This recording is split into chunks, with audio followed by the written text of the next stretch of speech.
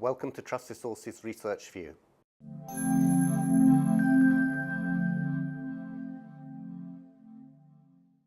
We recently published our Fixed Income Scorecard. This is a regular publication in which we look at the local bond markets of the 10 countries that we cover. We take a number of market and economic indicators and we combine those with our views of the markets and then present the results as a ranking in a heat map form. Our top positive calls this time are Brazil and South Africa. In Brazil, inflation is falling and inflation expectations are well anchored. The inflation outlook has also improved as a result of the decision by Petrobras to cut their fuel prices recently. Banco Central had been reluctant to cut rates in the absence of any progress on fiscal policy, but the increasing traction of President Temer on his structural reform program is allowing rates to be cut, and we expect more to come, and that will benefit fixed income markets. In South Africa, we have a positive view on the local debt despite the recent political turmoil. The charges levelled against Finance Minister Gordon stem from his time at the Revenue Service, but they are part of a broader power struggle within the ANC ahead of the December 2017 National Conference, which the ANC leader, who will then presumably be the next national president, will be decided. It's widely suspected that President Zuma himself is behind these charges as a result of disagreements on both fiscal policy and also various corruption investigations that are being carried out by the Treasury. But Zuma lacks the power to simply remove Gordon himself, and so he's using this play by the National Prosecuting Authority to try to undermine the Finance Minister. But there is widespread support for the Finance Minister within the tripartite alliance, and even the Vice President has come out quite strongly in support of Gordon over the past few weeks, and as a result of that, we think that there is enough support for the Finance Minister to remain in place, and that will ensure that fiscal policy remains credible.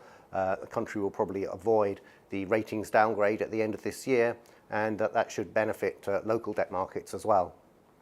The Reserve Bank also has been a pillar of institutional credibility, and the fact that they are now most likely at an end to their monetary tightening cycle is a further support for local debt.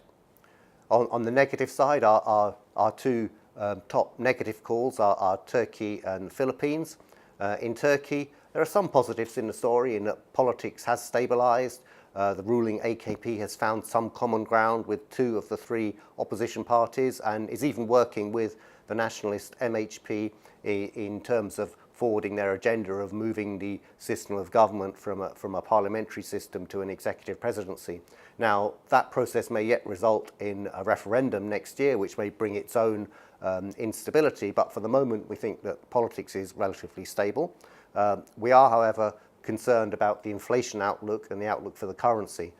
Inflation is falling, but inflation expectations are now starting to increase, and this is clearly a risk. And even though the central bank didn't cut rates at their latest monetary policy meeting, there is still an increasing concern that policy is being driven by politics rather than economics. And with this growing political interference in monetary policy, we believe that there's a loss of credibility on policy making that will affect the Lira and also will have a negative impact on local debt markets.